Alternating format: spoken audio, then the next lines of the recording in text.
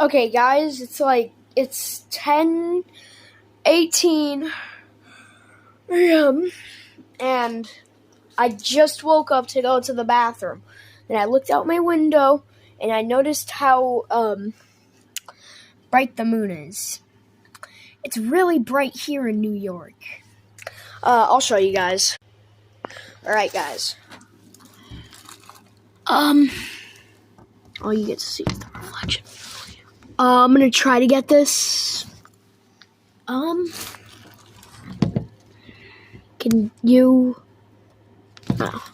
All right. I'm gonna open the window.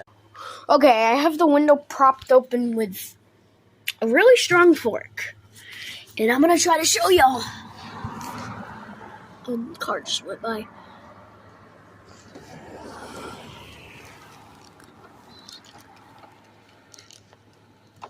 Oh, yeah, that's the moon right there. Right in the corner. That's the moon. It's really bright and shiny. Alright, sorry that took a minute. Hang on. So yeah, the moon is really bright right now in New York. I don't know why. Yesterday it was really dim. Like, I could barely see it. Now all of a sudden it's bright.